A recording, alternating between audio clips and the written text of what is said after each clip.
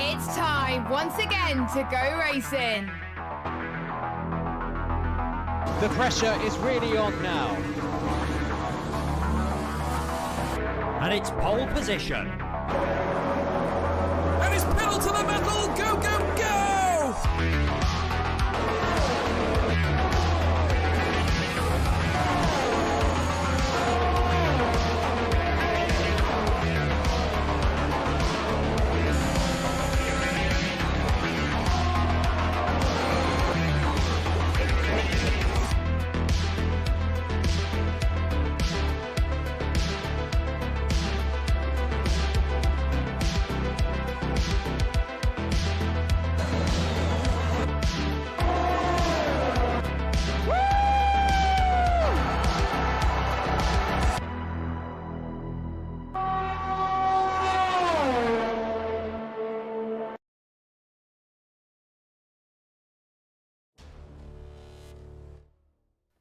Good evening, everybody. Welcome to PSGL for the final round on the PlayStation platform before the break week, and it could be a very important one in the championship. We are at the Circuit Gilles Villeneuve, round number 10, the Canadian Grand Prix. My name is Luke Etheridge, and joining me in the comms box tonight is someone who's a bit more experienced at driving in the top tiers of PSGL than I am. It is Cherry Tupai, also known as Cam Anderson. Cam, how are you doing?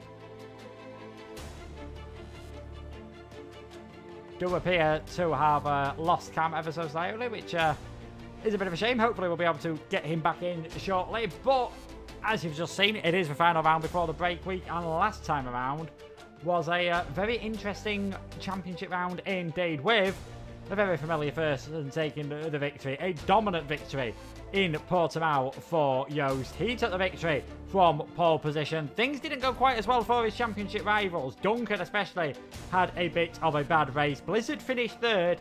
He did get demoted though into fourth place, and it is Joost now with that 22-point lead in the championship over Duncan. Blizzard is a further 10 points back. CRG Gamer, you might remember, finished second last week. He got demoted to third after penalties, so it is now Jordan up in fourth place in the championship. Gamer drops down to fifth, but that good performance does mean that Williams maintained fourth place in the championship, and it is now Red Bull leading that championship at the moment. They are on 108 points, Mercedes on 100, AlphaTauri on 94. Now, being the last week before the break, it is going to be important for a lot of these drivers to try and put in some good effort. We won't be too far away from qualifying Canada. Not the easiest of circuits, if we're being perfectly honest, especially to get penalties. We do see a lot of drivers struggling with the penalty situation around this track, so we'll have to see how things go for them tonight. This is not the, well, kind of is the league where Jarno and all them drive. This is the PlayStation version. The PC version, top tier, has finished. They are, of course, now racing in esports. If you did see them the other day, they were carrying on in esports, and we believe Cam might be back with us. Can you hear me? We can hear you loud and clear. Welcome along. Right, I'm not leaving the screen or anything like that, because whenever I do it seems to mess up, but it's an absolute privilege to be here covering for Alemonda this weekend. Around Montreal, a very interesting track where, I mean, you could normally have a few split strategies in the race, maybe a bit of wet weather to spice up as well, and the championship looks really close, and I just can't wait to get into this. Yeah, certainly. It is looking like a bit of a three-horse race at the moment, and Joost, his form in Portugal suggests if he carries on like that, he's going to be very difficult to beat. Yeah, I think it's all about consistency at the end of the day. When you're at the top of the tree, I mean, there's always races of the season where something goes wrong or someone can beat you, but it's about consistency at the end of the day, because if you're just racking up those podiums, I mean, I don't think you won't not win the championship if you don't have the amount of podiums that he does at the moment. Yeah, certainly. Like you said, it's that consistency just seems to be unmatched at this moment in time. If we do take a look at how many podiums he's had, 6 in total, 4 in the last 4 races, more victories than everyone else, more pole positions than everyone else, which seems crazy to say after Blizzard got 3 poles at the start of the season. And I think Duncan, he had them 2 fantastic races in Austria and China. He'll definitely be hoping to fight back tonight, because Portugal, whether he had some hidden damage that this game seems to like to do on occasion, just definitely did not go his way. Yeah, no, it'll be interesting to see. I mean, who knows Canada's such a different track to what we're kind of used to going to as well. A lot of high-speed corner chicanes can favour different drivers at the end of the day. I'm on an outlap at the moment with Juice, who's obviously a championship leader in that lovely livery that they've nicely put into the game, Coastmasters. Thank you very much. But yeah, drivers just out now preparing for their first hot lap, and all seem to be on the red tyres at the moment.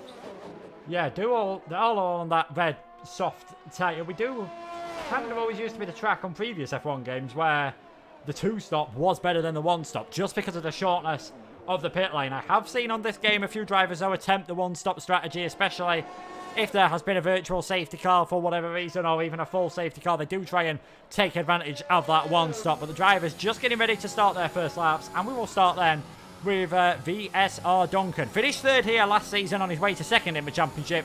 He knows he needs a good performance tonight as he drifts over to that left-hand side of the track, giving yourself the best possible line then for turns 1 and this long right-hander of turn 2. Watch out for cars on the pit exit, especially over safety car. I have seen a few drivers get disqualified by having incidents with that around here. Turn 3 and 4, the Sebastian Vettel chicane from 2019. The last time Formula 1 actually raced, of course, at the Canadian Grand Prix. Then flat through 5 into turn number 6 and a 19.0 first sector for Duncan. Through turn 7 can be trickle on the throttle here. Just be nice and careful as you open the DRS. One of 3 DRS zones on this track, and probably to one of the most difficult chicanes on this circuit. Turns 8 and 9 as Duncan just does a bit of jumping around on my screen. Not quite sure that was, but he still seems to be working okay as he now heads into the hairpin at turn 10. This can provide an overtaking opportunity, but most of the drivers, of course, will wait until longer down this straight. The long DRS straight through turns 11 and 12 aren't really proper corners, heading towards that very difficult wall of champion chicane to finish the lap. 13 and 14. Let's see how Duncan takes it on his first run. Pretty aggressive for a first run in qualifying, I've got to say. Heads towards the finish line, and Duncan 108.371. Very good first banker lap, to be honest. Yeah, no, it looked very tidy, I'm not going to lie.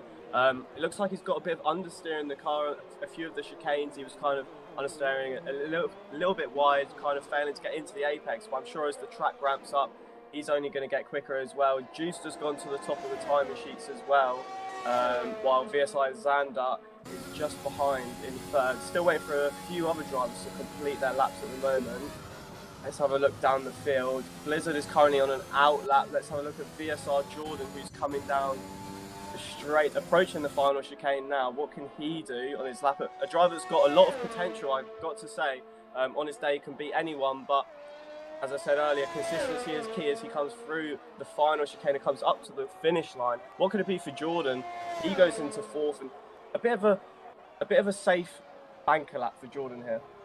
Yeah, lost 3 attempts in the final sector, so Every just took it that tiny bit safer with the chicane than we saw some of the other drivers doing. It was looking like a good lap from Whale until he invalidated through the final corner. Very, very easy to do. I think that's going to become a common theme in qualifying, especially because that then ruins your next lap as well. So it's not like you can go and recover it. It's pretty much head straight back to the pits. On board with Leo then. Let's see what he can do as he comes hopping through the final chicane now. Did, of course, have a good podium earlier on in the season. The Alpine driver, things seem to have gone a bit downhill for them since then, but comes across the line. Very decent lap indeed. Puts him up into second position. We are being told it is going to be a dry race as well, which is going to make things a lot easier for a lot of drivers as Blizzard gets himself up into third, and that's probably a good omen for Blizzard, because his season seems to have been, if he's either up there near the front in qualifying or he's miles down the back. We're talking bottom 5 drivers, so he'll be happy that he's got that confidence boost in first running. Yeah, an incredibly talented driver Blizzard is. I mean, he's done his rounds in the esports teams, but I mean, he's proven talent in PSGL, and it's no surprise that he's going to be up there probably in this Grand Prix and at the championship at the end of the season. I mean, he's got a bit of ground to make up currently, but it won't be a surprise if he's up there. I'm on board at the moment with OP Jack, and he's coming across the line, and he's gone 10th, slowest of all at the moment. Saw Casper, the former Renault driver for the esports team, invalidated his lap. CRG Benjamin as well, Lars, all invalid laps. So it looks like we're only going to have 10 drivers to set valid lap times on their first efforts of this qualifying session. I mean, it is a track notorious for corner cutting with all the chicanes, so it's no surprise to me. Yeah, no surprise to me either. That's something the drivers are going to have to watch out for I think especially in the race, if we get any safety cars, if you have got a large amount of penalties, that is going to cause all sorts of problems. Lars, is he pushing at the moment? Well, 19.0 first sector suggests that he is going quite hard, reserving in the Williams tonight for the, well, I would say gamer, but he's got rid of that gamer tag. It's now going to be Sam Corby in some form or another. Of course, after leaving CRG, deciding it was time for a change. Lars, nice and tidy then, through turns number 8 and 9. Only had 1 point finish this season, and that was a 4th place in Austria, a track with 3 DLS zones and quite a few heavy braking zones. Some similarities then to the Circuit Gilles Villeneuve. Lars just heading down this long straight, and 3 DRS zones, as we've said. Turn 8 and 9, you don't see too many overtakes. So it's either the chicane or the first corner. But you've pretty much got to get the move done before the final corner. If you try and go side by side through there, someone's either taken to the escape road or there will be contact. Yeah, it's very tricky. You don't want to sell yourself a bit short or anything. If you go for a move into the final chicane, I mean, you've got to be looking in your mirrors coming out of it, because you can have a whole gaggle of cars behind you. Haven't touched upon it yet, but I mean, Canada is kind of notorious for its ERS trains on the Codemasters games, and that is probably why qualifying is key today, because you really want to be kind of within the top 5 to be looking at a chance of winning the Grand Prix, as VSR Duncan on his 2nd effort has invalidated at turn 1. Yeah, not ideal. Well, if you are going to invalidate, it's better to do it there than it is at the final corner, I suppose. But Duncan will be able to take a bit of time. Benjamin's got up to 5th on that second run, of course, after him validating his first one. Doneko's going for a set of the medium tyres, so we'll see what the Ferrari driver can do. I think he's just been caught out ever so slightly by Joost coming through that part of the circuit. So a lot of drivers finding it difficult on these second run at the moment. Casper, another driver who was invalidated again. Will was looking quick earlier on, and will I have to see what he can do on this run this time around. 18.9 in the first sector, fastest we've seen through there. Oh, he completely makes a hash of turn number 10, way too deep into that part of the circuit. So I think he might carry on though, as he has kept his lap clean, so at least gets himself a bit of a run in, and that can obviously give him an opportunity later on to get that first little banker lap in. So we'll see what Will does do as again invalidates the final corner. That is going to get pretty frustrating for the TF10 man. Michi, another driver that's invalidated. Joost, he also invalidated. So becoming a common theme. I think we saw this across F2 and F3 as well. Drivers were setting the times early on, but as the track was rubbering in, they were almost gaining too much confidence and just making mistakes. Yeah, 100%. I'm on board with our provisional pole sitter at the moment, VSR Juice. He's invalidated his last 2 laps, so even the quickest driver leading the championship at the moment, I mean, he can make mistakes as well. Looking a bit further down the grid, I'm currently now on board with CRG Blizzard, who's flicking it through Sector 2, getting a little bit of a tow here. So, I mean, I know it's not prohibited in PSGL, but he's getting the most out of it there. Flicking it, coming into the Sector 3. What are his sector times like? He's just down on his lap, but it's not a bad lap by him so far. I mean, you can see at the top of the screen, they are literally split by nothing at the top. So it's all or nothing for Blizzard coming into the final chicane here. The Wall of Champions, we all know Blizzard is a champion of PSGL, so he's coming in to the final chicane now. Right to left, can he gain up the time and get on the front row here for the Canadian Grand Prix? Coming up to the line, CRG Blizzard does not improve. No, doesn't. Was a personal best in the final sector though, but margin so close at the moment, as you would expect. Of course, being such a short lap, we are going to get 35 laps around this track. Perhaps not too surprising that qualifying is exceptionally close so far. Top 8 drivers separated by just over 0.2 of a second. Let's see what Voltas can do then. He had a fantastic return to the top tier. Didn't go to plan for him in season number 28, but a fantastic return with a 5th place last time out at Portimao. Just a bit too deep perhaps into turn number 6 there, as he now heads down DRS open towards 8 and 9. Always find it a very tricky part of the circuit. Seems like Voltas has kept it nice and clean for now, but I think has decided he is going to back off on this lap. So we're not seeing tons of improvements on these second runs, to be perfectly honest. One man who is finding a lot of time though, Purple, fastest of everyone in that middle sector, is Jordan, and he's just sort of going for his own best of the best battle now. 4th place in the championship, 1 victory so far. I think he feels he should have had a victory in Austria if it wasn't for a couple of stewards' reports. Definitely a man with pace. Yeah, he comes around the final corner now, and he comes up to the line, the shortest way to the line, and goes provisional pole position. That is Jordan on the front row and pole position at the moment. We've got one run, I'd say, ahead of us, really. The drivers will probably get 2 laps in if they want, and at the moment, Jordan on top, and his fellow esports team driver Juice, the championship leader, behind him. And we've still got to remember, we've got at least 4 drivers that still haven't set a lap time here. We've got Casper, Will G, etc., all down there, both Aston Martins, and out of nowhere, it all changes again. Yeah, absolutely incredible lap. Asacombe, who's didn't have too bad a start to the season, to be perfectly honest. His last 6 races, he's finished 1 of them, and that was down in 15th. So that is an incredible time. 108.050. I was expecting pole position to be up in that very low 108s, possibly even a high 107. So a fantastic lap from him. Casper, he's invalidated coming through the final corner. I think well invalidated on his lap as well. So still a lot of drivers finding it quite difficult. Walter's now down in 11th place, has improved in the middle sector, doesn't need to find a lot of time to get himself up into that top 10. Only about half a tenth of a second will move him ahead of Jack Eater. Finds a bit more than that and moves ahead of Cornet as well, who is making his debut tonight. So Walters gets up into 9th. Fantastic lap time by Asacombe. Like you said, sort of out of nowhere. 108.050, 1.5 tenths faster than anyone we've seen at the moment. And again, doing it on a second lap on the same set of tyres. It seems to be a feature on F1 2021 that the softs sort of take 2 laps to get fully warmed up.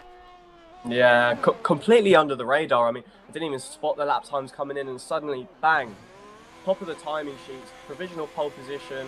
I'm on board with Casper now, who will be looking to get a lot further up the grid as Will G retires. I'm not sure why that is. I think, yeah, it looks like he's still in the pit lane, so not sure what that is from Will G, but Casper comes around the front. Nope, he's binned it. I have definitely seen out of the wall of champions, Will G in the wall.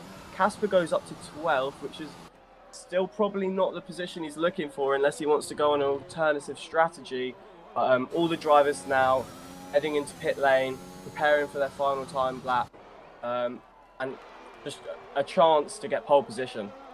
Yeah, I think Casper wouldn't mind being just outside the top 10 rather than just inside the top 10. It's clear Will, he's going to be a long way outside of it, getting it wrong out of the wall of champions. You saw there, Mitchie, the only guy on a hot lap at the moment, of course, driving on the pad. Benjamin, 107.952 for the McLaren driver. We've seen him, another one who's sort of shown pace on occasions this season. He's had an 8th place in Italy, a 3rd in Britain, a pole position in Austria, but again, out of nowhere, the man 14th in the championship.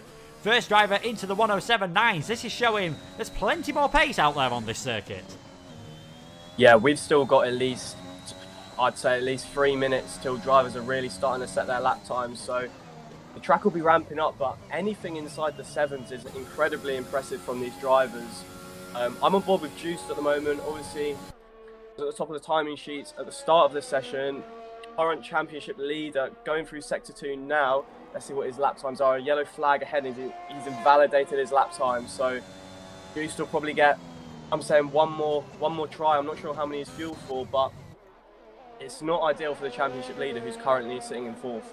No, he'll have been hoping for a bit of a cleaner lap, of course, than that one at the moment. His teammate Xander, who's had a bit of a consistent start, I think you could say, to his F1 career, if not necessarily the most spectacular. Always seems to be in the lower reaches of the points, or just outside of them. For example, 12th place last time out. He did improve in the first 2 sectors, so this is looking like a bit of a better qualifier now that he's got himself in the white Red Bull, and I'm slightly disappointed that is not going to be a permanent option to pick on this game, because I really do enjoy the look of it, as there is yellow flags in front of him. I think that is just cars backing off, heading back towards the pits. Xander comes through the final corner. It is getting a bit overcast in this session, so we'll see whether that does help the drivers with the tyre temperatures, as Xander gets himself up into 3rd place. He found nearly quarter of a second, again proving there is plenty of time out there if you can keep your lap clean. Yeah, Blizzard seems to be on quite a good lap here, coming around the final chicane. He's got yellow flags in front of him as well, and is invalidated at the final chicane. That was definitely going to be an improvement for Blizzard. Looking elsewhere, we've got Duncan, who's invalidated his lap time. Leo is 1.5 tenths up coming into the final chicane. This could put him well within touching distance, so the front row here. negotiated that very calmly. A little bit of oversteer on exit, taking the shortest route to the line, of course. And Leo jumps up into the front row, half a tenth off Benjamin, who's retired from the session. Yeah, great lap there by Leo. Gets himself up into second place. Again, both these drivers were pretty quick at the Italian Grand Prix, so perhaps some similarities with this circuit, and that is why we're seeing them set some good times. Duncan, he invalidated on his lap. It looks like Jordan has backed off on his run. Fede's improved. Well, of course he's improving. He's not set any time at this moment, but as long as he keeps it clean, he will get himself ahead of Will G. At least just over a second separated all the drivers that have set a time at the moment, and there's so many yellow flags going off. I can't quite tell you what's left in this session. Yost has retired.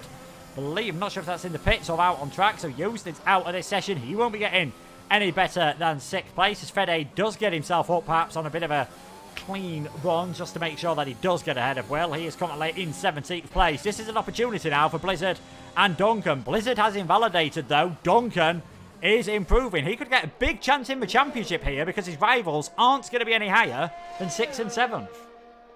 Yeah, Jordan and Duncan, both of them are marginally up in their laps. A tenth and a half for Jordan at the moment. He could be staring at pole position alongside his teammate. It could be potentially Duncan as well. Is slightly up, but not quite as much as Jordan. Jordan, it's starting to rain now. It's on my screen. I don't know if I'm seeing anything wrong, but it is raining and Jordan is in the wall. Jordan's wheel is off. Slippery conditions are not ideal, and the drivers have just misjudged it, and no wonder they were out there with 6 minutes to go.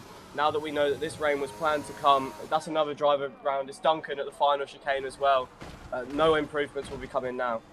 Yeah, this straight's gonna start resemble a go-karting on a stag do in a minute, and you're gonna have to swerve your way around plenty of cars. Casper, this rain's starting to come down quite hard. It was looking very overcast. Checkered flag not quite out yet, but I think we can pretty much call this qualifier session as Benjamin, Leo and Asacombe top 3. Casper not improving at all. Valter's 2 seconds down. He has invalidated his lap time. Fusilio backing off as well, and Asacombe backing off as well. Heavy rain towards the end of this qualifying session did curtail it ever so slightly, but it is Benjamin who goes fastest of everyone. Leo second, Asacombe third. The top 3 in the championship starting line astern, 6th, 7th and 8th. They've got some work to do if they want to get the big points.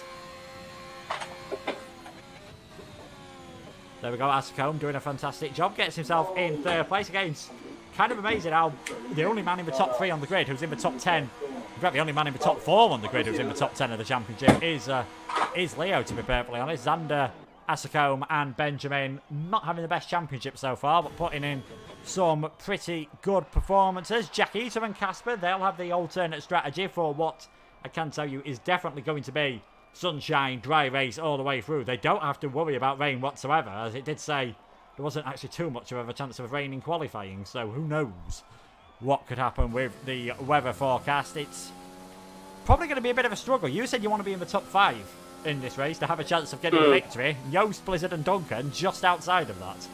Yeah, I was literally just about to say it is a bit of a mixed up grid today. I'm not going to lie, from the championship standings, we've obviously got Blizzard down in 7th, Duncan in 8th. Championship leader Juiced in 6th. Yeah, it's a bit of a mixed up grid. Maybe a bit of help there with CRG Benjamin on pole position, his teammate. I think we're in for an absolute thriller here. A few cars out of position. There's everything to play for. Potentially a 1-stop, potentially a 2-stop. And obviously this qualifying session absolutely helped with the rain right at the end. Yeah, certainly. We saw how tricky it was once the circuit got wet. Duncan, his AI car still going around, spinning on the circuit. Jordan having that massive crash as well. Proved to be tricky in the dry with the amount of drivers that were invalidating their laps. Will was another one who got it wrong. There's not a lot Yost, Blizzard and Duncan can do. They've just got to maybe try a bit of an aggressive undercut in the first stint. Otherwise, it's probably just going to be DRS train and see how things pan out later on. Yeah. Who actually knows? Anyway, CRG Benjamin on pole position, from Leo in 2nd, Ascom in 3rd, Xander in 4th, Jordan in 5th, Juice the championship leader in 6th, CRG Blizzard in 7th, Duncan in 8th, Waters in 9th, and then Cornet rounding out the top 10. I want to ask, who do you think your main movers are going to be in this Grand Prix? A few cars out of position. What's your predictions? Oh, I think there's definitely more to come. If they can keep it clean from Casper and Lars, 12th and 13th, I think they could do some pretty good jobs as well. Keeping it clean looks to be important. You've got Jakita 11th, Casper, Lars, Michi, Daneko, Fusilio, Fede, and Will. We didn't really get to see... Well, we saw that he had some pretty good pace early on in the session. The problem is he seemed to be quite tending to miss the track limits ever so slightly. And as we saw in real life with 2019, the stewards at Canada don't like that. Thankfully, they're not going to have to worry about any rain for the race. I do wonder if you're in that alternate strategy outside the top 10, do you go for the medium tyres, try and stretch them long, make a one-stop work, or medium soft, just drive as fast as possible at the end of the race, knowing that if there is a DRS train though, you might not be able to use those fresher tyres. Yeah, look, I think it's definitely something that a few of the drivers will try. Look, if you're at the back of the grid, you've got nothing to lose. What happens if there's a safety car later in the race? You've got to consider these factors, etc. But a big factor in this race, they're the pinnacle of PlayStation, but it's going to be corner cutting. If you have a 3-second time penalty round here in a DRS train, you could see yourself dropping 2-3 positions at least. And at the end of the day, that could be vital for not only this race, but the championship come the end of the season. Yeah, especially with the mistakes we've seen as well. If there is any safety car late on in the race and we do end up getting drivers getting penalties as well with any late safety cars, that is going to be much, much worse. We've seen that happen a few times. Will it happen again, though, at the Circuit Gilles Villeneuve? 1978, it was won by the man the track is now was named after his tragic accident in Zolder in 1982. 2.71 miles, 3 DRS zones, 14 corners, and it is that final chicane that is known for being the trickiest of them all. Interesting to see a mix of strategies outside the top 10. Lars and Fede going very aggressive, starting on the softs. Everyone in the top 10 we knew was on the soft tyres as well. Everyone else outside the top 10 on the mediums. So the Williams driver, the reserve, definitely looking to get some moves done on the first few laps. Yeah, I had the strategy come up at the bottom of my screen when we just loaded in. I'm going to take it with a little bit of a pinch of salt, but what it did suggest is that it could potentially be a 2-stop race for a lot of drivers. Potentially, obviously, the ones starting in the top 10 have the extra degradation on their tyres. Look, it's going to be a thrilling Grand Prix, and Benjamin is going to lead us to the line. Watch out for Juice, Blizzard, Duncan, all coming through the field potentially. And obviously, you've got the likes of Casper and Jack It just outside the top 10 on the medium compound tyres. If they can keep within DRS range, they could be in for a great race. Yeah, certainly. I think it's going to be an absolutely fantastic race. We had a very lively first lap the last time Benjamin was on pole position. Yost and Blizzard having to get their elbows out from a bit lower down on the grid. And you know what? We could well have the same this time. It's a fairly decent-sized one towards turn number 2. The first real braking, well, for turn 1, first braking zone, and then the long run round the outside at turn 2. So we could see a lot of drivers getting some moves done. What can Will G do? Didn't sit a lot in qualifying, has got points in the last couple of races, shown much better form now that he's in his second season in F1. Can he work his way up the order? The only full-time Williams driver here tonight. What can Cornet do on his debut from 10th position? As we do wait for the lights to come on here then at the Canadian Grand Prix. We have got 5 lights. And we're underway then for the Canadian Grand Prix. What are the starts like? It seems like a pretty decent start there from Asakone, trying to get alongside Leo, who's pushing all over the back of Benjamin as well. But it is as you were as the front 3 drivers, Yost and Blizzard, trying to go side by side. And Duncan in there as well. Blizzard's going to find himself getting squeezed out to the outside ever so slightly. And now Duncan and Yost trying to go side by side. And still Blizzard's trying to hold on to that position ahead of the Red Bull driver. But they've all managed to get through the first couple of corners cleanly. It is Benjamin, Leo, Asakone, Jordan, Zander, Duncan, Yost, Blizzard, Cornet now battling with Volta in the background as well. The new Alpha Tauri full-time driver trying to make some moves up the order. Lars not actually gaining any despite being on that alternate strategy on the soft tyres in the early stages. Everyone through the first few corners cleanly. It did get very close there, but it is no change at the front of the grid. Still Benjamin leading from Leo and Asakone. Yeah, no, as you said, it was a very, very clean start at the back of the field. It's OP Fed who's on the move, to be honest, at the back of the grid, and he started on the soft compound tyres. He's now up to 14, started from 17. Otherwise, really impressed with Duncan so far, getting in front of his championship rival, and that's key this race, to be honest. As Benjamin sets the fastest lap and is already trying to get away and get Leo out of DRS range as soon as possible, because if he has a sniff of that, it's going to be with him for the long run.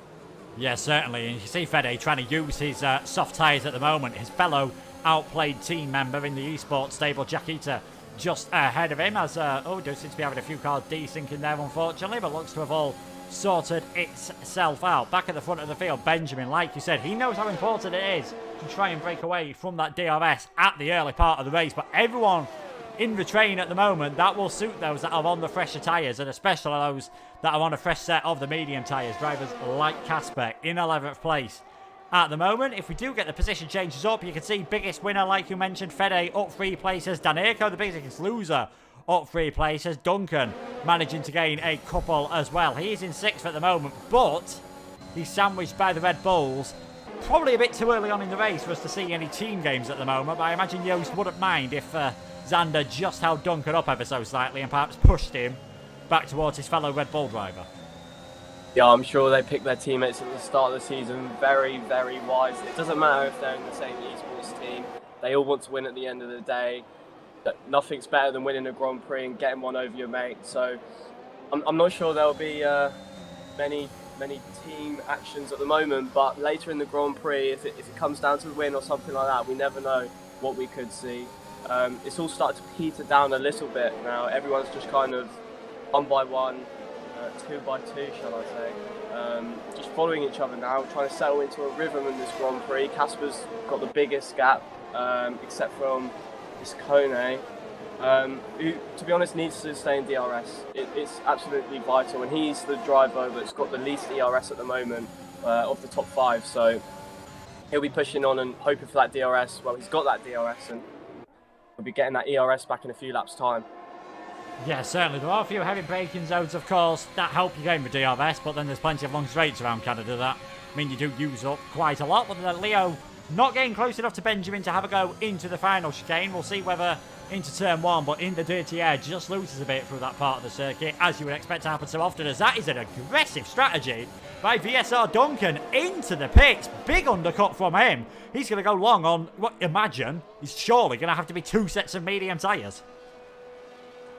Yeah, incredibly early, to be honest. I was just thinking about the strategy while you're speaking, and I was going to say something at least like 12 or something for a 1-stop, but 4 is incredibly early. I think he's committed instantly to the 2-stop. Didn't see any damage or anything like that. So VSR Duncan slips down to the back of the train. Well, not even the train. He's 10 seconds off the train, and he'll be pushing for a few laps now to really undercut them. And he'll be having to make up the positions on track later in the Grand Prix. Yeah, certainly. He might, of course, be able to go medium soft tyres at the end of the race, as we just see Benjamin running a bit wide there, coming through turn number 10, but not really in too much danger at this moment in time. The 2 Aston Martins seem to be battling quite hard in the background, Mitchie and Fede, and it is Mitchie, the full-time driver, who gets himself ahead of the reserve at this moment in time. So he is now up into 30th place, just trying to get themselves back onto this DRS train, and you can see that early pit stop from Duncan has caused a bit of a reaction. Jordan now comes into the pits. Yost, Blizzard are all setting fastest laps of the race, aided by the DRS train at the moment. We'll have to see how this works out for Duncan, because yes, he's got the fresher tyres, he's not got the DRS that a lot of the other cars have got though. He's already gained an incredible amount. I'm not going to lie, he's used all of his ERS this lap, and he's gained nearly over a second on the drivers around him, and he comes out side by side with Jordan. Jordan knew that he had to pit as soon as possible. I mean, they're both committing to the 2-stop. Hopefully now they can work together, kind of pull each other along with the DRS, but the rate that Duncan was gaining there, he was definitely going to be threatening the leaders soon. Yeah, you can see these drivers are about 18 seconds off the lead of the race. Pretty much about what you need for a pit stop. You cut off the final chicane, and you cut out turn number 1 as well, being fed onto the apex of turn 2. Can cause a few different issues, let's put it that way, when drivers are coming out the pit lane. We'll see if any of the others decide to go for it this time around. It looks like Benjamin has used a decent amount of ERS here, but he's got no pit light on, so he's going to be staying out there on circuit. And now it's Asacombe who decides to come into the pits, and this might be splitting up the train ever so slightly as well. So we'll see if Asacombe's lost any position in all of that. Casper just about staying within DRS range at this moment in time of Walters. Of course, for the next couple of laps, we might start to see those soft tyres become slightly worse, and that is things might come to the former esports driver. Let's see what it's going to look like from Jordan's point of view. You might see a Ferrari heading out the pit lane. He is a long way ahead of Asicone, who in fact is going to be very close to Duncan here, and I think the Mercedes driver's got it. Yeah, that's incredible, to be honest. I think now, if Leo or Benjamin pit, I think Jordan's got the net race lead. Interesting to see that obviously Benjamin hasn't reacted yet. The duo in the same team in McLaren, could they be splitting the strategy here to cover both bases? Zander is now 1.3 seconds outside of ERS to Leo, and Juice is right all over the back of him now. I don't think there's going to be any issue here. He's just going to breeze past him on the straight. Yeah, certainly. There we go. Very straightforward there from Leo. Takes the lead of this race. And Joost, and we've got Blizzard there as well at this moment in time, battling with his drivers. So Joost and Blizzard getting ahead of Zander at the moment. Leo comes into the pits, perhaps why he was so fast, burning off that ERS. And they all seem to just be reacting to the driver behind them at the moment, rather than looking at the... Well, I say rather than looking at the bigger picture. Maybe some of these are thinking about later on in the race, of course. But it is now Benjamin back in the lead. Joost up into second, and there comes Leo out of the pits. I think he'll be pretty close with all these. Oh, is that... Oh, there was a bit of desync again. I do apologise about that. Jordan, I thought, was going straight on. Oh, Fede and Fusilio out of the race here. That is a full safety car. That changes everything. I didn't catch that, but on board with Leo now. It looks like they've both come together, and both of their wheels are ripped off. This is honestly the worst scenario for Leo, Jordan, Duncan, and Ascone. This is not what they wanted, because essentially all of the drivers in front of them now are going to be pitting, getting a free pit stop, and they're not going to make up any of the positions, really.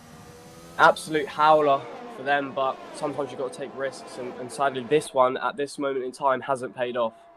Yeah, it's that risk, of course. If you start on a set of medium tyres and there's a safety car straight away, it's a bad strategy. If you pit early on off the set of softs and there's a safety car not too long after that, it's a bad strategy. Zander, he's going to be the one who might lose out quite a lot in all of this, of course, because he's got his teammate just ahead of him, but decided it is worth going for that double stack. Of course, there is the new esports system with the pit lane, so drivers shouldn't get held up in any of that. But we'll see where Jordan and the rest of the field are going to come out relative to all of these drivers. They should gain, well, they should come out roughly where they were before the pit stops, but might have actually lost a couple of positions. And there we go, Blizzard and Joost. That has worked out absolutely fantastically. Joost now a net second, Blizzard now a net third. Benjamin obviously retaining the net lead, and it was only Jaquita, Will and Danerco who decided to stay out on circuit. Yeah, all three drivers on medium tyres. They're well without the top 10, so they've got to try something different. Obviously, respect that. Look, if there's another safety car in 10 laps' time, they could be laughing as well. I mean, Formula 1 can all change very quickly in a second, to be honest. It's good that obviously Benjamin's still in the net lead, and like you did touch upon, Juice and Blizzard have been the biggest gainers out of this. It looked like Duncan had got in front of Juice at the start of the Grand Prix, potentially triggered an undercut. It was all going well for him, and then at the click of your fingers, it's just all switched like that.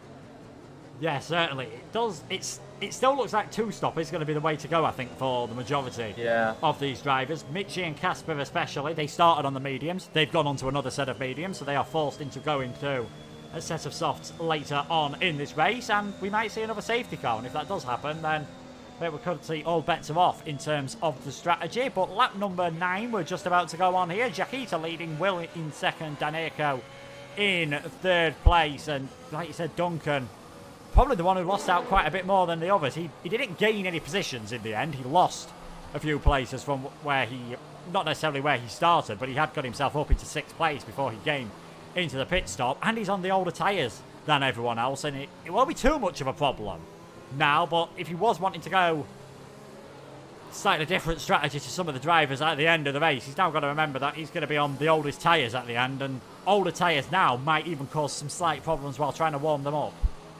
Yeah, I wouldn't be surprised to see him the first one diving into the pit lane for their second stop a little bit later in the Grand Prix, triggering that undercut again, because he's got to get past a few other drivers before he can even get a crack at the top 3. To be honest, the top 3, I think the safety car came a little bit too early for a one-stopper, but when that safety car comes out and it's giving you a free pit stop, especially over your rivals behind, you're going to go in and take it at the end of the day.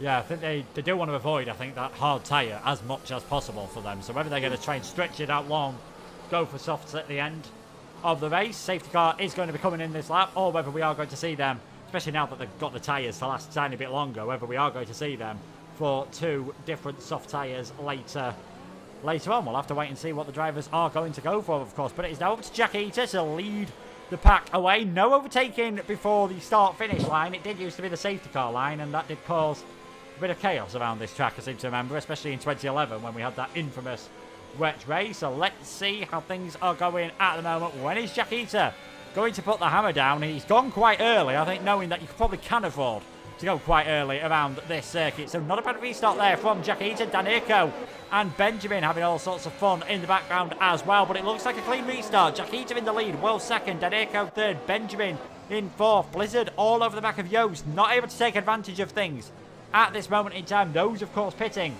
under the safety car. Who else we got? Leo there in 7th place at this moment in time. He didn't really lose out too much, only a couple of positions, and we know he did have some pace. And straight away, Duncan not had the greatest of restart there. Nearly a second outside of that DRS range already as Benjamin trying to use his hot tyres to get his way past the Ferrari. Yeah, I think this is very wise from Benjamin. Look, he's got to get past these top 3 as soon as possible. The quicker he gets past them, the more time he'll put between both himself and Juiced and Blizzard. And that could be crucial, while Blizzard now looks down the inside, lunges down the inside, a little bit of contact with the Ferrari on the exit, comfortably makes the move work, while Blizzard is following him through. And I wouldn't be surprised if Leo comes through in a minute. Could potentially see an overtake now from Blizzard on Juice, but he actually opts out of it there. So very wise from those two as well. I think they're wise enough, they're experienced enough to know that they've got to follow Benjamin through as soon as possible, because if he gets that 1 second gap, look, he could just run away with it at the end of the day. While we see our first penalty of the race by Mika. Yeah, definitely. Not too surprising that we have started to see the drivers starting to pick up penalties. But yeah, good job by Benjamin, Yost and Blizzard to get themselves ahead of Danirko that early on. Leo now is going to try and make the move done as well. But as soon as DRS comes, it's going to be increasingly hard for all of these drivers to try and get that move done. So it could have been crucial from those 3 to get it done earlier on, and could well get them the podium later on in the race. Still a long way to go though, still 24 and a half laps around here. We might not have Jarno Otmir, but we have got plenty of fantastic action at this moment in time. Jack Eater, well, he's in the lead of the race, but I don't know how much longer, because Will sends one down the inside of the hairpin here. Can't quite get the traction on the exit, and that might put him under pressure from Benjamin. The McLaren using a lot of his ERS at the moment. No DRS till next time around. Doesn't look like Benjamin needs it though. Straight down the inside before the braking port for chicane. He's up into second and looking really good indeed. Yeah, that's another one dispatched, ticks off the list, and he's done it in a very good area as well. Hasn't made it hard at all. He's now looking down the inside for the lead, and now that's 2 cars between him and the net P2. So it's an amazing job by Benjamin, to be honest. He's done everything he can do, and now he's got to focus at what's in front of him, to be honest, just pumping in those lap times and making sure that he's already got a second to Juice now, but he just needs to extend the gap now and focus on that, while Juiced is getting eager himself, trying to really get past the Williams as soon as possible. Gets a lovely switch back there, and he knows how important it is as well for the race lead. Yeah, and I think well decided it's not really worth bothering fighting that position with Blizzard. So Yost and Blizzard get themselves up into 3rd and 4th at this moment in time. Danirko's now dropped behind Leo and behind Jordan as well. So Danirko down into 8th place at the moment as Leo sends one on Will into turn 10. We did say in the qualifying it can be an overtaking opportunity if you don't want to wait for the DRS, and it turns out they're both going to have it anyway. So that is Will down into 6th place. Benjamin, though, in the lead of this race, and it is crucial for him that he's kept it clean, nice and clean so far, and that Jack Eater's still getting the DRS off of him. It just gives Benjamin that tiny bit more bit of protection, because you can see here, Yost can't quite get close enough, so he might have to get a bit imaginative once again with where he gets the overtakes done. Maybe a nice little switch back into turn number 2, heading into turn number 3, and that is Yost up into 2nd. Very, very cleverly done from the Dutchman. Very good move. He set that up a few corners before and looked at the switchback as now Blizzard goes down the inside, making a little bit of contact here, and the Haas isn't giving him the easiest of times, but he's through at the end of the day. It's like taking candy from a baby at the moment for the three drivers at the front. At least now Blizzard and Juice both have each other. They can work with each other. They can use their ERS strategically. Not that they have much left, but if they work together, they can definitely catch up the gap to Benjamin by the end of the Grand Prix. Yeah, certainly. And of course, they are going to have to try and fight to get back into the DRS range. Now is Danerco battling with Duncan for 8th and 9th place. Just to give you a clue how bad things are going for Duncan. He's seen his championship rivals sprint off into the distance. He's now battling the Ferrari. He's going to get this move done as Jordan gets ahead of Jack Eater as well. Now we're starting to see those mediums that the drivers started on. Things not going to plan for them. Interesting question is going to be, can any of these that pitted under that first safety car take this set of medium tyres towards the end of the race? And looking at the tyre wear at this moment in time, it's only about, worst tyre for Benjamin and Joost is 13% at this moment. They've got to take them, what, 28, 29 laps? They shouldn't really, at this current pace, shouldn't be in any danger whatsoever of getting a puncture. Yeah, no, at the moment they shouldn't, which is completely right, but I'm just talking from personal experience, not someone who's great on the tyres, but once those tyres start getting a bit more worn, you then the slides start coming in and they're getting even more worn. The 3% of laps soon to go up to 5 to 4, and then you're kind of looking at your tyres and looking at the laps and just waiting for them to tick down. And especially in Benjamin's situation, you just want this race to end as soon as possible now. Yeah, certainly. He'll be trying his best to just get towards the end of the race. He is still putting in some fantastically good pace, I've got to say. 2.1 seconds now, Benjamin's lead. You can see he's used up a lot of his ERS and the red light's not flashing on the back of some of those other cars around him, but definitely these Pirelli tyres especially, it is a bit of a vicious circle on this game. You start sliding them, they overheat a bit more, they start sliding over even more, they start overheating even more than that, and it just carries on and on and on until you're, especially if you're me, you're off towards the barrier or facing the wrong direction. Duncan getting pretty close with Will G at this moment in time, still stuck in 8th place. Things just starting to settle down, of course, and we talked about how difficult it's going to be for some of these others to make moves, even more so for Duncan, as he was the first one to come into the pits before the safety car. Yeah, he's having a torrid time this Grand Prix. He's also now looking at, well, momentarily there, he was down to under 10% ERS, and that is something you never want to do, to be honest, because naturally you'll have a little bit less straight line speed, but they're all I feel like Will G's just let him through a little bit there. On my screen, a little bit of ghosting, but yeah, he went down the inside, up to 7th now. 1 place on his original starter position, but on 1% ERS. A few people now settling back into the rhythm in the DRS train, trying to get them sorted. But there's one man that's not hanging about, and that's Benjamin. 2.3 seconds now. The gap's only going up at the moment. Yeah, certainly. There does seem to be a few connection issues in the lobby, what we're probably used to seeing it from the PC side with the little desync issues, but I can tell you Will did not just crash into the wall, I believe, on that straight. I think he is just carrying on perfectly fine at the moment. Blizzard gets that 3-second time penalty, and he says it himself. This is one of the things he needs to work on. He does seem to tend to pick up.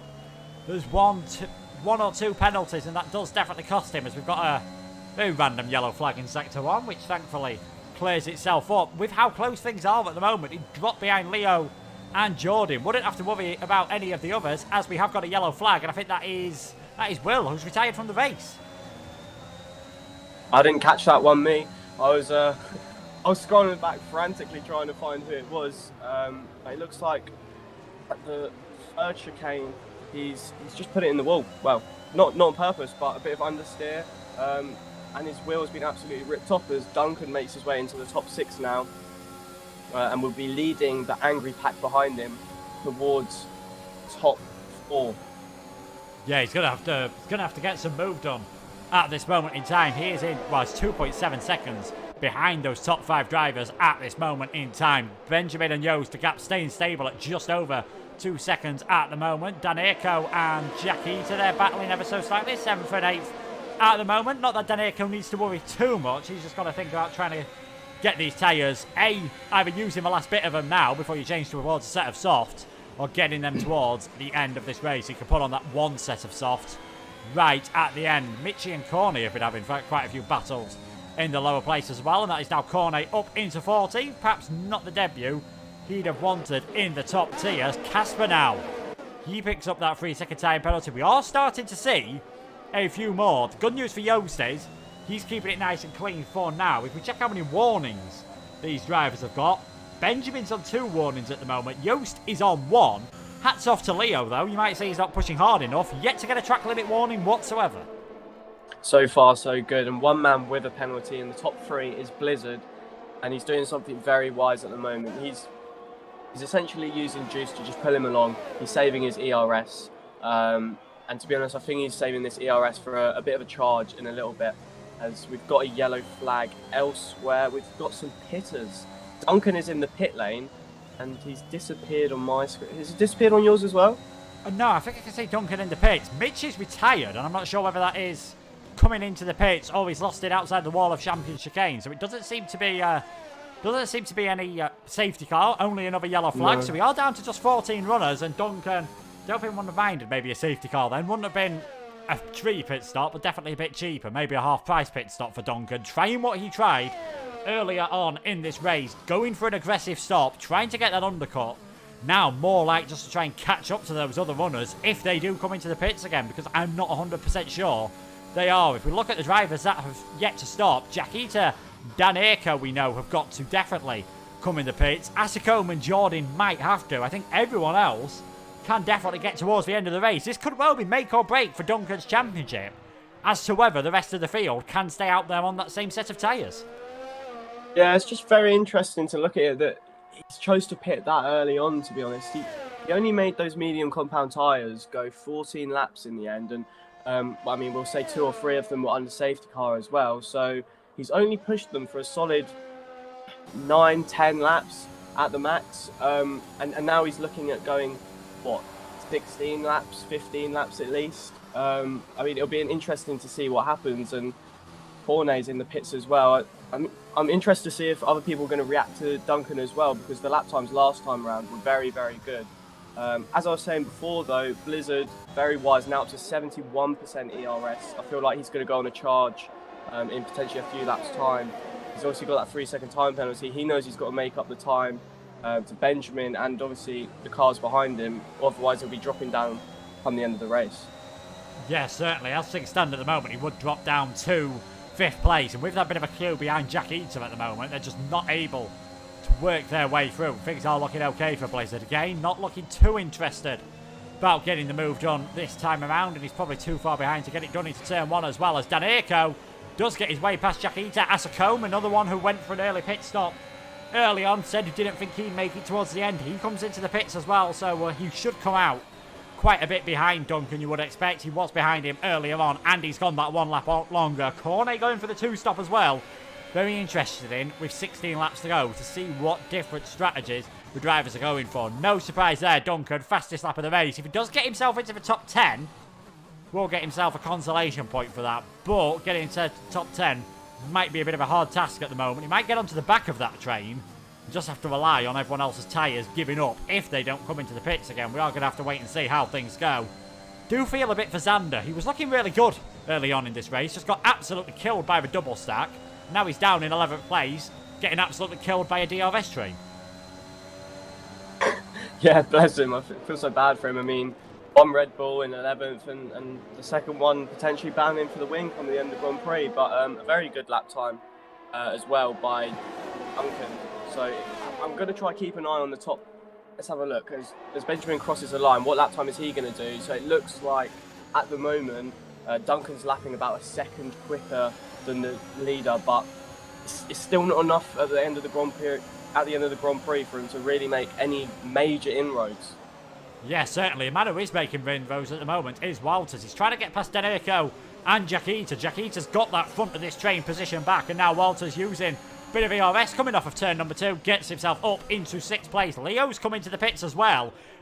Stays ahead of Duncan. He was in that train slightly further ahead, so perhaps another driver not confident on getting those mediums towards the end. Not necessarily because of a puncture, just in terms of good condition, because of how fast Duncan is going at this moment. These two about 20 seconds off the lead of the race. So if Benjamin wanted to come into the pits, he'd probably still come out ahead of him. Just if he does that, whether we then see Yost and Blizzard get towards the end, might be the balancing act these drivers have got to do. Casper all over the back of Dan Aiko, thinks about sending one down the inside into the hairpin. It's going to be a straight drag race off the corner between the Mercedes and the Ferrari. It's getting very tight indeed, but it looks like Casper has got that position. He is up into 7th place, as we see there Jaquita getting passed by Walters, and Jordan now coming into the pits. I think that's everyone who pitted early on who's coming to the pits, who pitted before the safety car. Interestingly, that we're seeing Jaquita, Dan Aiko, the two who didn't pit whatsoever, they're still staying out on track, and they are having one hell of a battle. One thing that did happen while you were speaking is that Blizzard has now taken 2nd place.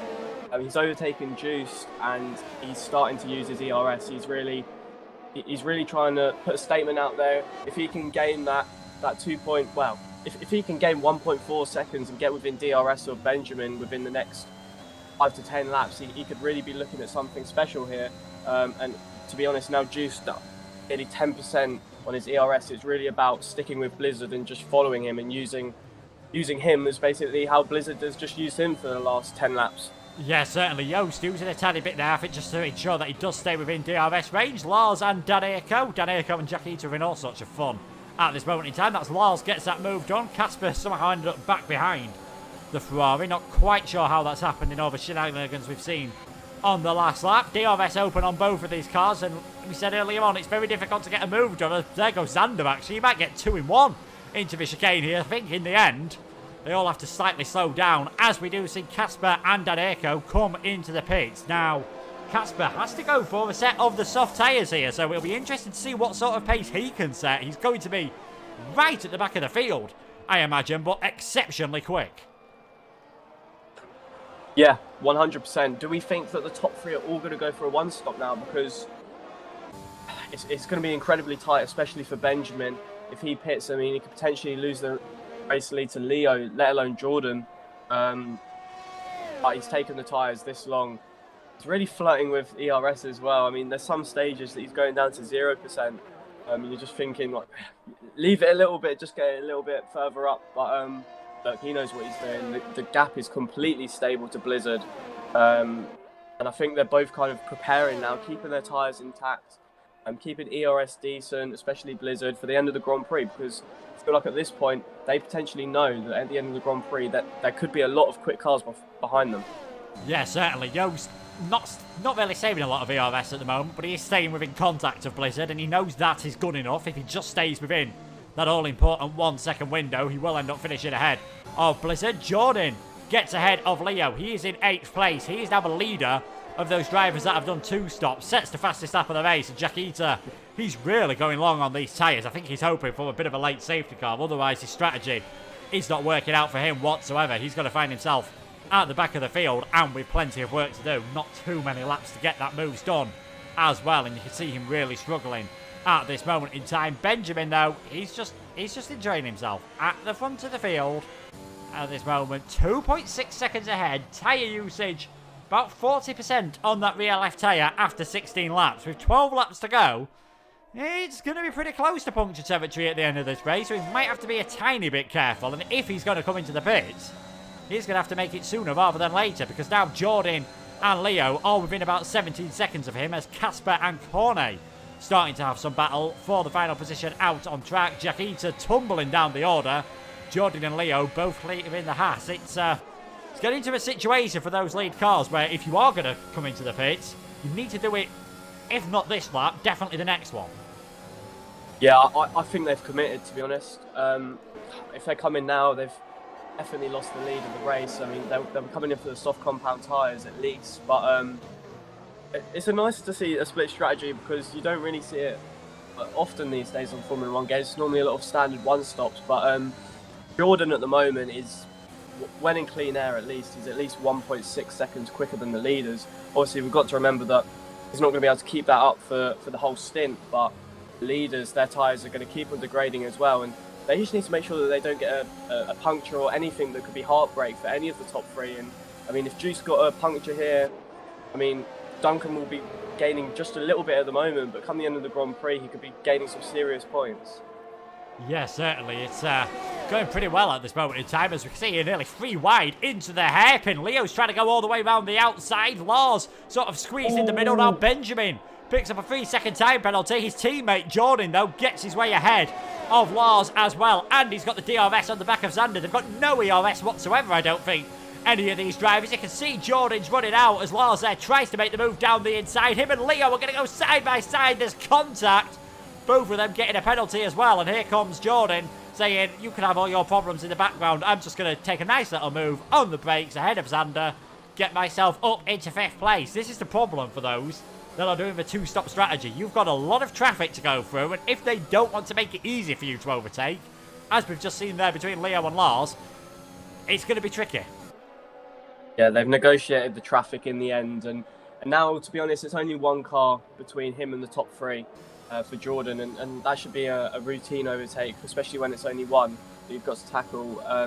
Meanwhile, we're now looking at a potential juiced win if it stays how it is. He's currently within 3 seconds. Benjamin got a penalty on the last lap, and it's heartbreak for the 2 CRG drivers at the moment, because they're potentially giving the win away for a juiced, who I'm sure he's fully aware of the penalty situation around him. He's probably got someone in his ear or Jeff telling him, and now he knows he's just got to stay with Blizzard. I mean, does Blizzard want to potentially hold him up a little bit to give his mate the win? I'm not sure. We'll have to see. We've got 7-8 laps left of this Grand Prix, and we've still got a load of questions that need to be answered. Yeah, it might be worth, and I don't know if Blizzard knows this, it might be worth these two, well, for him, it might be worth him trying to force Yost into a bit of a battle here, because the Red Bull man is only 1 warning away from getting a 3-second penalty, and then we're back to status quo between the top 3 drivers. Benjamin and Blizzard have got their penalty, but no other warning, so they're not in too much danger unless their tyres really start to struggle and they start sliding all over the place at the end of this race. They should be fine on getting any other penalties at the moment, and as long as they don't get a puncture, I imagine they're going to be fine with the top 3, because Walter's the man behind them, 12 seconds behind at this moment. It's very rare in any league racing you see a massive gap between the drivers in the top 3 and those further behind. Of course, that will close as Jordan, Leo, possibly Duncan as well start to close it up. Duncan currently on, imagine, maybe might get himself into 5th, 6th position later on in this race, seeing as he hasn't got any penalties. It's a very interesting race, very intriguing at this moment. And let's not forget about Daneyko and Casper. They've got to try and work their way up the order. Those softs, in a couple of laps, though, they're going to be past their best, and they're really only fighting for the lower points positions. Back towards the front of the field, though, still Benjamin in the lead, and Yost just doing what he needs to, like you said, Cam, doing what Blizzard did to him earlier on. Stay behind, save yourself a bit of ERS. Yeah, he needs to make sure that Blizzard doesn't hold him up a little bit, because he is flirting with those 3 seconds at the moment. Looking at Benjamin's teammate, though, Jordan, he's now on the back of Waters, looking to dispatch of him very quickly as well. Sure, it won't be that hard, but once he gets past him, he'll just be looking ahead at the top 3 and just looking at the top left. He'll be looking at the gap every single lap. It looks like he's going to have to gain at least 1.5 seconds to even be within a shout of getting the top 3, but obviously he doesn't have a penalty as well, which is 3 less seconds that he needs to gain by the end of the Grand Prix. Yeah, at the moment, though, he's finding it difficult to get ahead of Walters, the Alpine man, doing a very good job. Jordan about 1.2 seconds a lap faster at this moment in time, so I'm not quite sure that is going to be good enough, as there we go there. Both Jordan and Leo, so maybe a bit of good teamwork for the Alpines there. Leo gets ahead of his teammate as well. He's up into 5th, having his best race for quite a while as well, so I think he'll be fairly happy with how things are gone. And now for Walters, it's all about just defending from Duncan and then seeing what he can do at the end of the race when his mediums are really falling off a cliff. And you've got Asako, Daneyko, Casper, maybe even Cornet and Jaquita starting to close up to the back of them as well. Blizzard, I don't know, is he intentionally slowing down at the moment to try and help Benjamin out? They've both got the CRG name, even though we know CRG doesn't exist anymore, but it's not like Youst's exactly hounding him at this moment in time. I wonder if the Red Bull man's made a mistake. I did see that Juiced went very wide into the Wall of Champions, and he did touch the Wall of Champions. I'm trying to look at his front right end plate, it should be. Front left, obviously, from the TV broadcast cam, but he's dropped off Blizzard. Blizzard's starting to drop off, but now he's coming back. There was nothing to do with Blizzard in it, but I'm trying to look at his front right end plate now. He has got damage. Has he? He has got minor damage according to the TAS system, and you can see there he's nearly dropped outside of that all-important 1 second window. So for Yost, this has now become, can I stay within 3 seconds of Blizzard all of a sudden? And on this game, green front wing damage, on the last one, there was no problem whatsoever. On this one, is a much tougher beast to handle with, so something Yost is going to have to be careful with. He might even have to worry, if he does get a penalty, about these two drivers at the end of the race. Jordan and Leo now trying to catch up. They're in their own little battle for 4th and 5th. Duncan has got ahead of Walters, so as long as he can stay within penalty range of Leo, he's going to get a top 5. Probably would have taken that after the first safety car when things were going slightly wrong, but maybe for Yost, that slight little mistake, perhaps trying to avoid getting a penalty, he's damaged his front wing. Now he's used up a lot of ERS. Now he's dropped outside of DRS range of Blizzard. I don't see him stopping within 3 seconds of the Alpha Tauri, man. No, it's the smallest of errors, but could have a massive implication for his race at the end of the day. It's such a shame, to be honest, but I feel as well he might still have to look behind at Jordan. I mean, I don't want to be having 70% tyres and front wing damage. I know it's only minor, but everything matters at the end of the day when you've got 2 cars behind you, absolutely quick as anything. Meanwhile, Blizzard, the gap went up to 3 seconds and it's now back down to 2.1. He's composed himself a little bit. His ERS has definitely taken a hit. I think he's now, look, it's crunch time for Blizzard. If he wants to win this Grand Prix, he's got to start cruising up to the back of Benjamin now.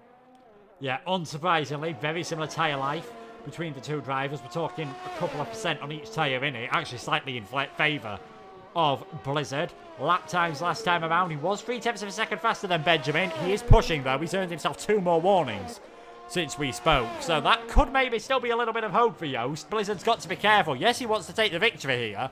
If he does get 1 more warning though and get 6 seconds of penalties, he might still end up finishing behind his championship rival, which really, in this situation, should end up being his main concern. Duncan, fair play to him, he's got himself back within DRS range of Jordan and Yost, so a 4th place might still be on the cards for him. Xander has got himself ahead of Walters. Asacomb's got himself ahead of Lars, who's now going to have Casper all over the back of him. There are going to be a few battles at the end of this race. I'm just not quite so sure that's for the lead of the race.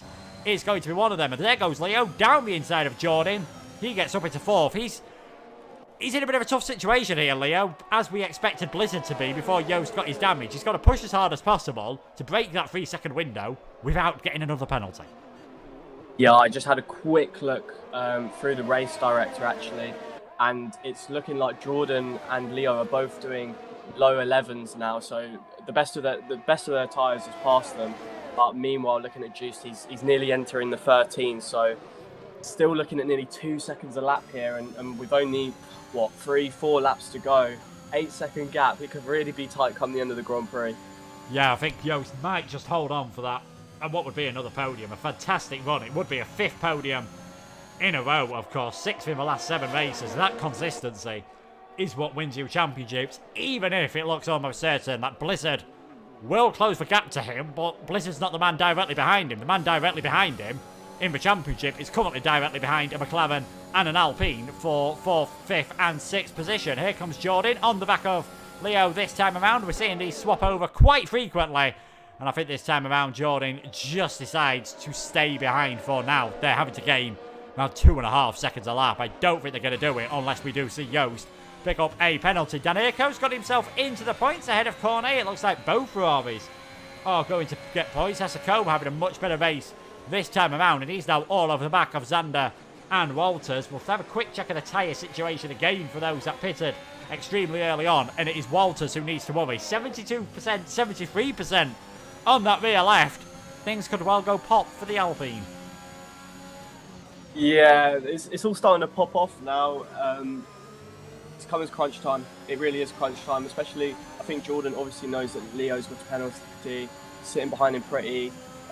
Look, if Leo wants to go past, he doesn't want to battle him at all, lose any time to the cars behind, especially Duncan obviously. So he's doing the wise thing here, just letting Leo go in front. Don't waste any time because they've still got potentially Juiced in front of them. Like you said, I do think it's a bit far-fetched now, but still, at the end of the day, if Jordan's looking at a P4, it's a very positive result.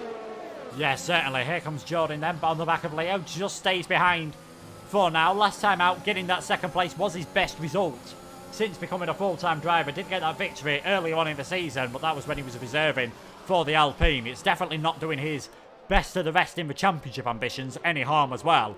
Looks like it is going to be a very decent job for the McLaren team as well. First and fourth place, Asacombe and Zander now battling. Asacombe really making the best use of those slightly fresher, very fresher medium tyres. He's up into 7th. Was going to gain on penalties as well as Casper and Lars have both come into the pits again. So I think they might have both had slight bit of damage. They might just be going for the fastest lap here. They won't get any points if they are outside the top 10, of course. And Jaquita currently has the fastest lap. So just going for that bit of a glory run on this occasion, and Casper does stay behind Lars and spins it coming out of turn number 2. Just a bit too keen there to try and set that fastest lap. No damage done, just maybe a tiny bit to his pride.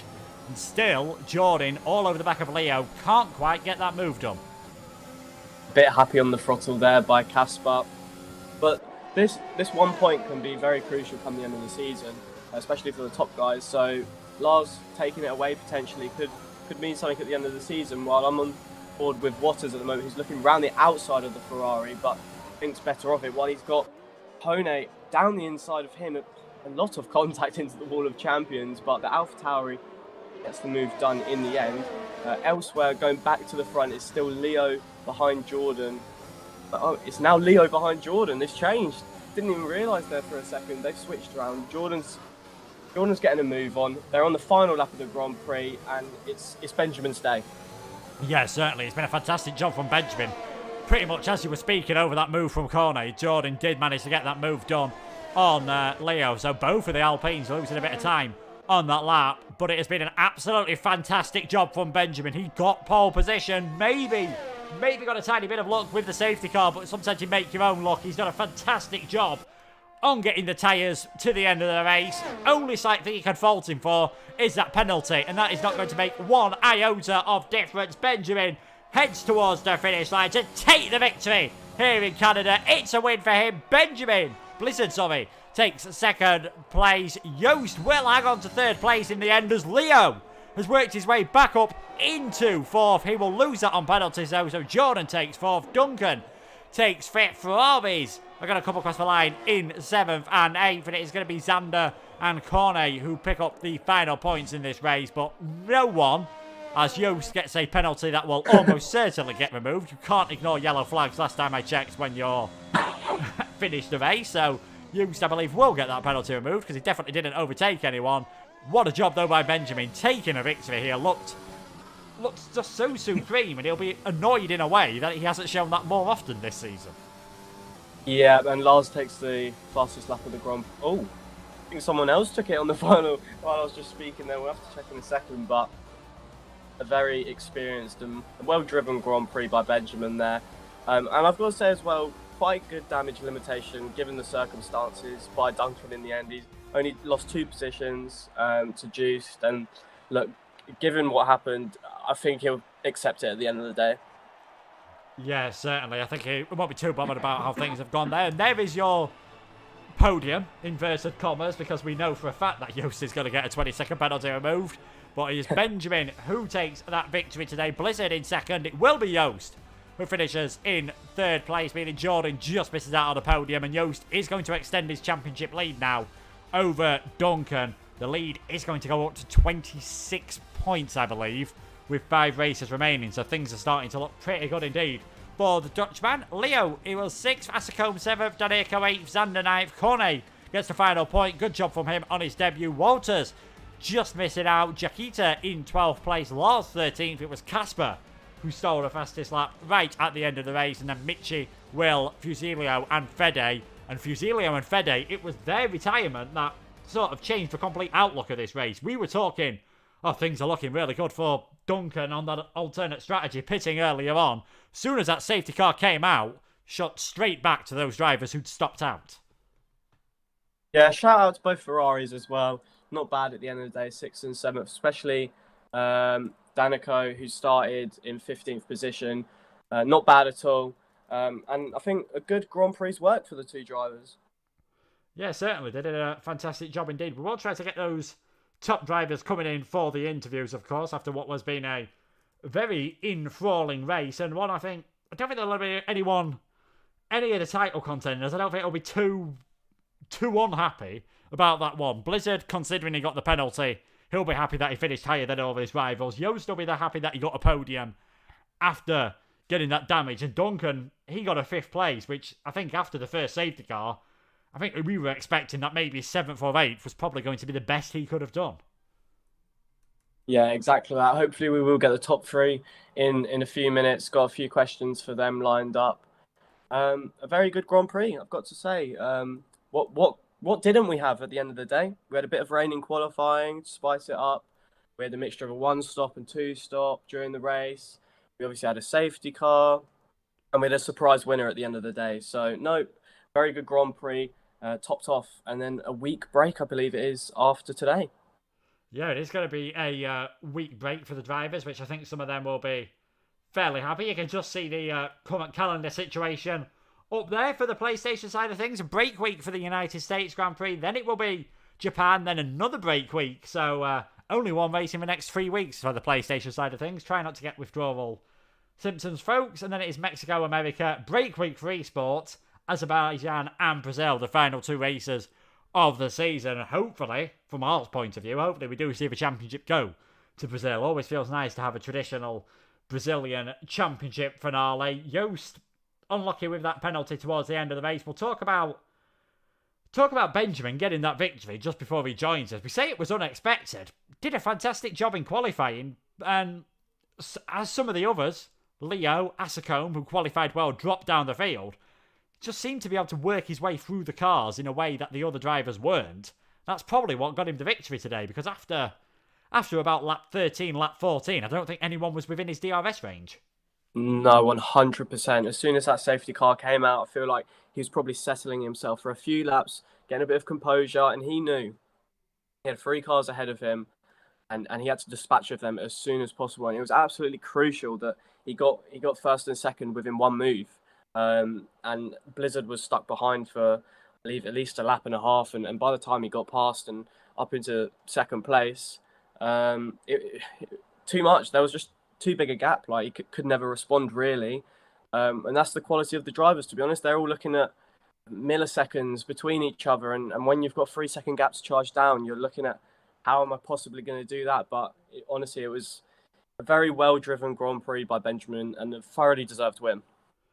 Yeah, certainly was a fantastic job. We are now starting to get some drivers heading into the waiting room for the interview, so we're going to just hop in there very quickly and get ready to have a speak with all the drivers who did manage to get their way on the podium. And we're going to start, well, I think we'll start off with the race winner. He's seen as he's just joined us from pole position. Looked like a straightforward victory.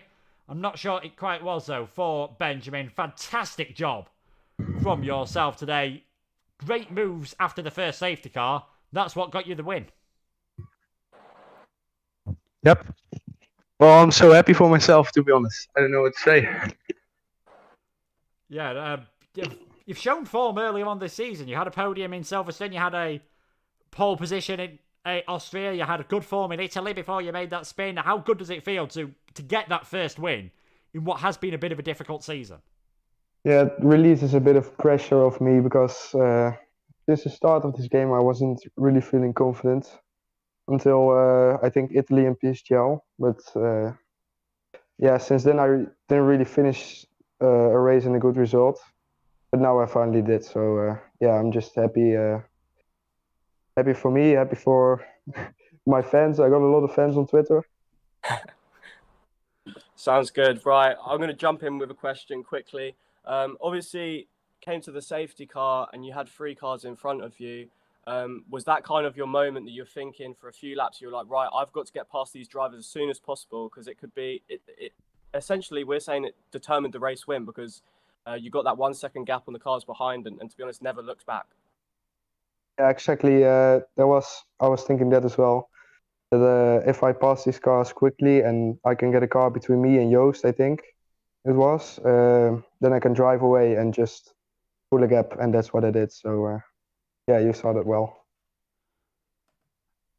How are you feeling 5 races to go for the season? I imagine your aim now is too far, obviously, back to have a real say in the championship. Are you just trying to enjoy yourself and get yourself in good form heading into season 30? Yeah, exactly. I'm just trying to practice a lot and maybe get another victory and just get used to the game even more. Yeah, well, judging by tonight, you are definitely getting used to it a tiny bit more. Congratulations on your first victory of the season. Thank you. We're now going to head over to the man who got another podium this season. We've seen him on it quite a few times. It is CRG Blizzard. Good performance from yourself today, but as soon as Benjamin broke outside of DRS range, it was always going to be difficult to take that win. Yeah, I mean, the safety car really helps my race, Benjamin's and Juice. I mean, it obviously allowed Benjamin to break the DRS from all of us behind. It allowed me and Juice to jump Leo, Jordan. I mean, it was the perfect time to really have a safety car for us. But yeah, I mean, Benjamin, he had really good pace there. I mean, I didn't really try and catch him because I already had a penalty, so I mean, I knew I wouldn't be able to beat him anyway.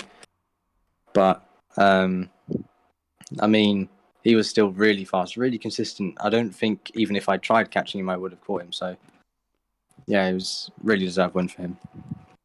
Getting pretty close again to that second victory this season. You finished second a couple of times. You've had a few other podiums. Out of the 5 remaining tracks, is there any way you think that can be the one where I can get on the top step again and start closing the gap a bit more towards Yost? Well, I mean, I only know Japan as one of the coming tracks, but for Japan, I mean, I think it's quite a good track for me. I mean, it's technical and generally, since the walls aren't close at Japan, I think I could have a good race there since, you know, obviously I won't have a high chance of getting damaged. It's not like Vietnam or even Canada. I mean, Canada's quite a normal track for me to get damaged, and I didn't get any today. So, yeah, I think Japan would be a good track. Can you talk to us quickly about obviously the one stop versus the two stop? It was something that we were monitoring across the Grand Prix, and obviously before the safety car, it looked like Duncan could potentially take the net lead of the race. I'm assuming that you've practiced maybe potentially both of them. Was it always for you the one stop, or was it kind of you were just going in the Grand Prix and just seeing how everything planned out? It was always the one stop for me. I mean, I prepared for the one stop, made it so my tyres would last, and even if we had to go in an extra lap than I would have liked because of the safety car, they still held out perfectly fine. So yeah, it was always the one stop. I mean, I have no idea if the two stop would have actually worked better without the safety car, but there was a safety car, so you won't know. Yeah, certainly. I've not seen a Canada race on this game without a safety car, so I can't comment either on whether that strategy had worked. You definitely chose the right one for yourself today. Congratulations on another podium. Thank you. And last but not least, we are going to finish off with the championship leader. Perhaps not the result he wanted today, but still very good points and extended his lead in the championship over second place man Duncan. It is VSR Yost. Things could have been so different if you didn't get that damage, but third place, still a very good result. Still your 5th podium in a row. Yeah, that's crazy. First of all, GG to Benjamin and Blizzard. Benjamin had really good pace, Blizzard as well. Yeah, I had a big snap, not even a big snap, small snap oversteer on the last chicane. Then I had a really small tap on the World Champion, so I thought no damage because it was so small I couldn't see anything. And then literally the first corner I turned in, and I was literally going straight forward nearly. So I had to drove pretty carefully, not getting a penalty as well. And the most difficult thing is if you have damage, you can in the steer again in the wall, and you get more damage and more and more and more. So yeah, that was pretty difficult, but really happy with the podium.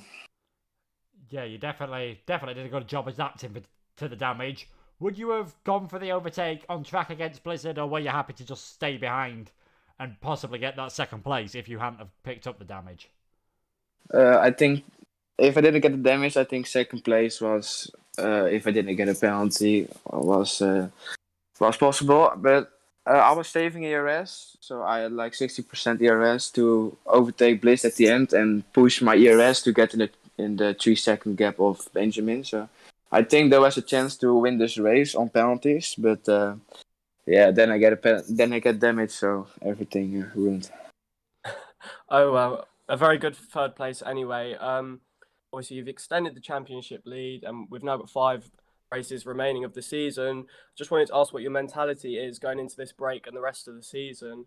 It kind of seems that it could potentially be yours to lose now, despite how many points there still are up for grabs. I think the next few races are pretty good, so for me, and still practicing a lot to try to get the championship lead, and hopefully I don't give it away in a race or made a stupid mistake. But I think this season I'm pretty good, so I think that won't happen. I hope so. One very important question from myself that did you remember to save your footage from the end of the race so you get that ridiculous 20-second penalty removed? Yes. Did I get a 20-second penalty?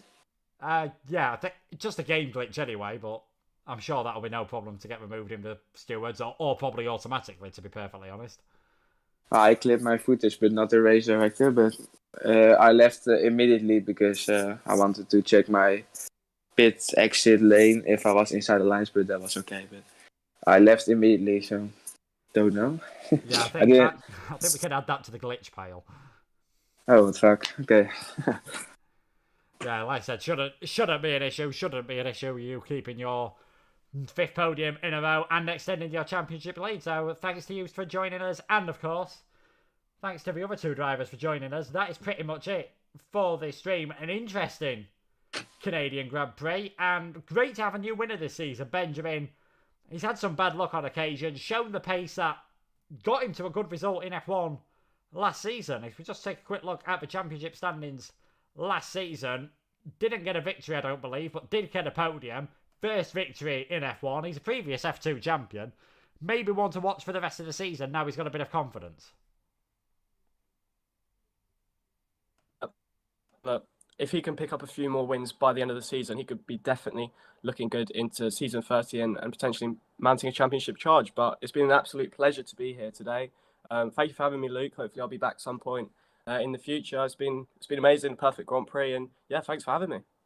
Yeah, thank you for stepping in at short notice, and we will have a break from PSGL next week. No Japanese Grand Prix for the PS. They're having a 1-week break. You will be able to see the action, though, from the PC tiers. They will be racing on Wednesday and Thursday, and of course there will be the PSGL VRT Cup with James and Aidan on Friday. But for myself and Cam, thank you for joining. Enjoy the next couple of weeks, and we will see you in a fortnight from Suzuka for the Japanese Grand Prix.